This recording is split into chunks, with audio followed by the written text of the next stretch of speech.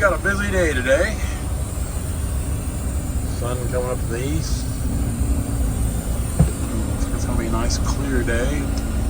First things first, we're gonna haul some logs.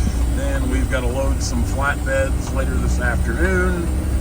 Then we need to go look at some timber in the Walnut Grove area.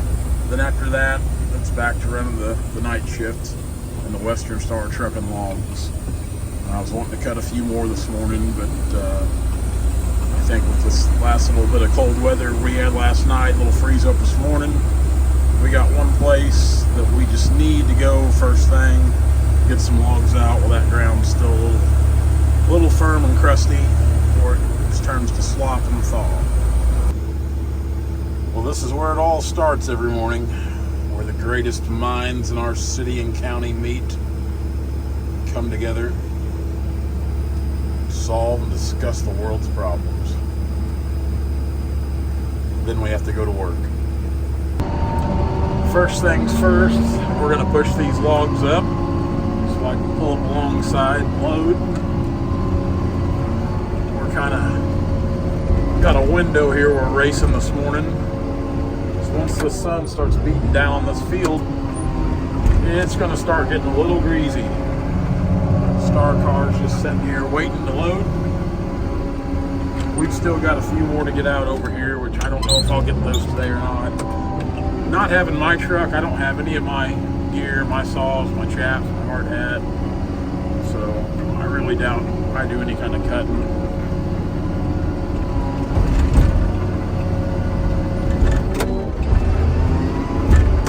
Dad runs 404 chain on his saws, which I used to run the 404. It's a good hardy chain, but I've got to where I like running my 3/8 hexa. That's what I'm kind of comfortable with and where I prefer to stay with that chain.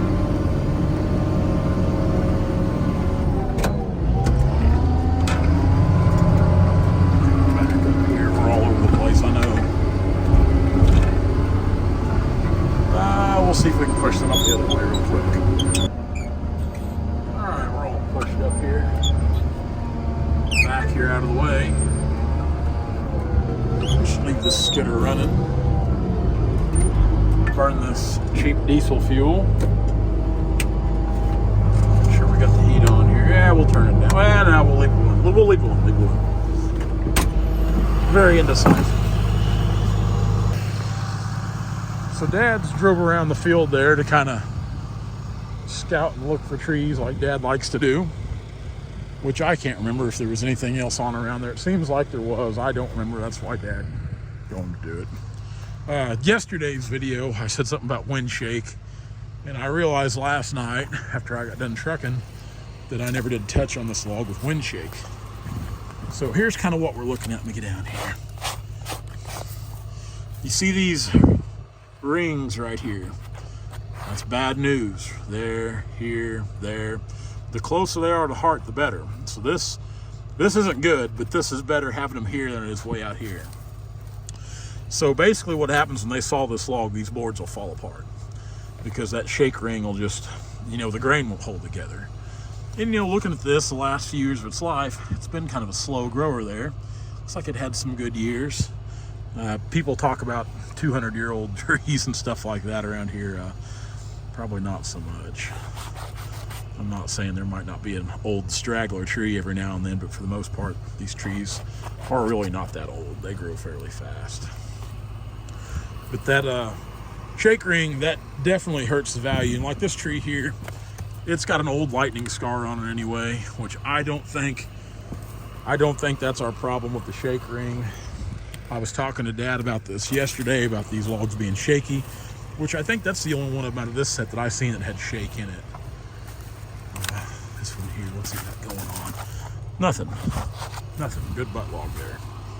So shake, when you go to sell logs and they see wind shake, it's not a good deal. So I think a lot of times landowners think that we make up excuses like with wind shake or worm, bird peck, lightning scar, whatever it is, to try to buy the logs cheaper or, kind of put one over on them. That's not the case at all. These are real world problems we face as loggers. when we cut timber and we go to market that timber. All those things go into effect with the price that log is going to bring. The wind shake's definitely a bad deal. Worm's a bad deal on your better logs, your high-end logs. On a lumber grade, yeah, it hurts it, but it's not like it does on your higher end stuff. The lightning seams, old lightning scars, stuff like that.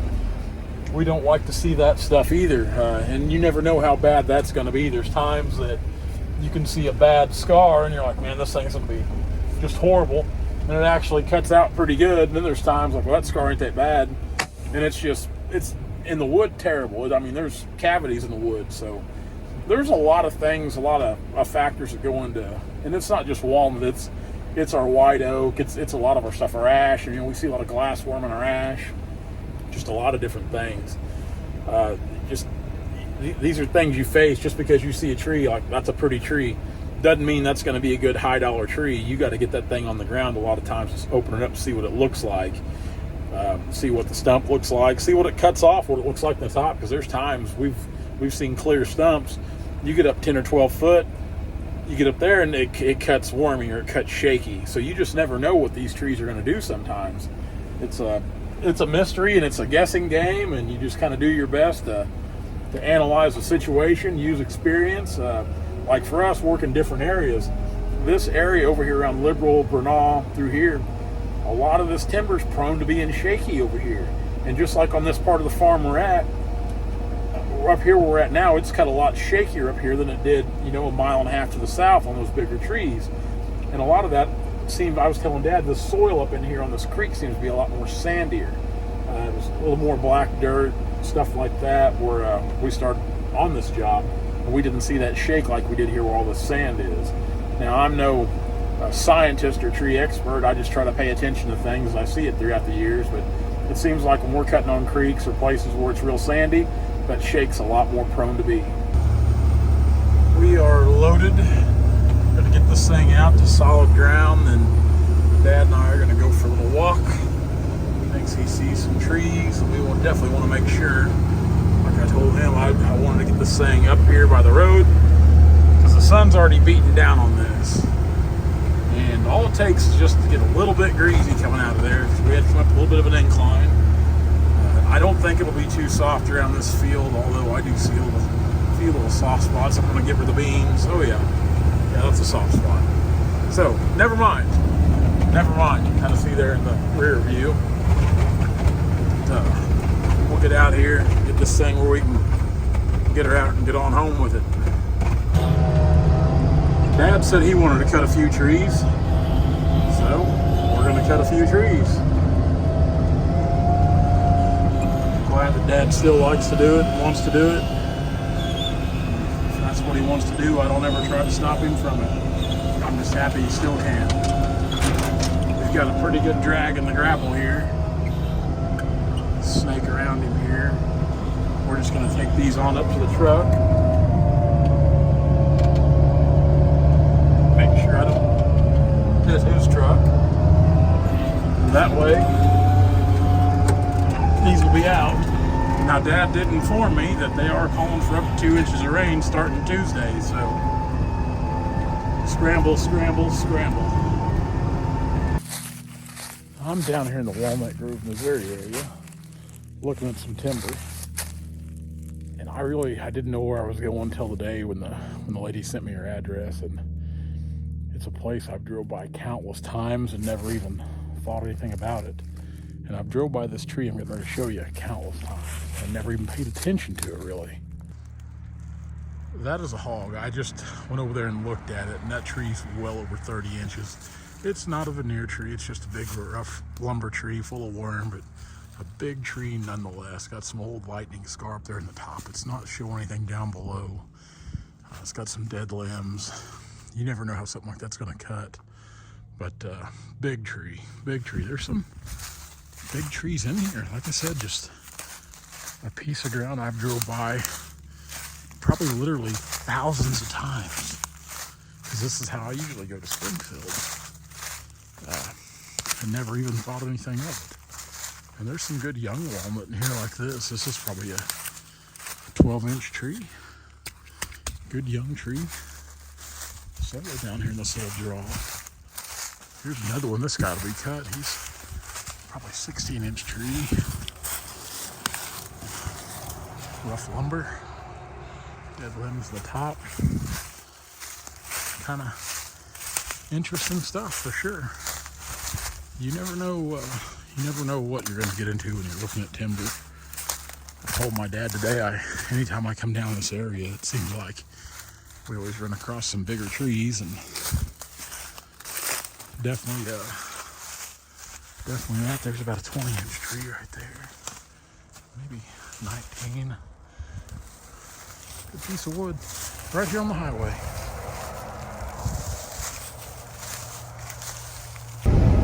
So we're back in the truck now for the remainder of the afternoon, into the evening, and probably on into the night. We've got a lot of logs to haul. I'd like to get all this done by the end of the weekend. I know I've said that, but spent a lot of time in this truck this week. Stopped in, topped off with 80 gallons of diesel fuel. Hopefully that'll get me the rest of the night, maybe part of tomorrow. Got a couple of tall boys. Just cracked one open, actually.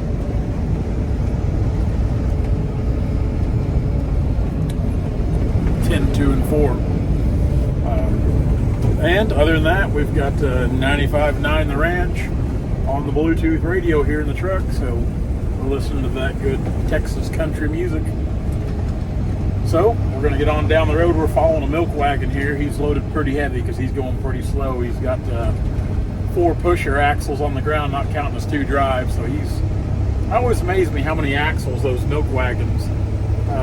Hypothetically, it's just a 10-wheeler truck, but by the time he's got all of his pushers on there, he's got a bunch of wheels and tires on the ground. But yeah, we're following him, so we're kind of creeping along here. We ain't no hurry. We'll get loaded up, get on back to the yard.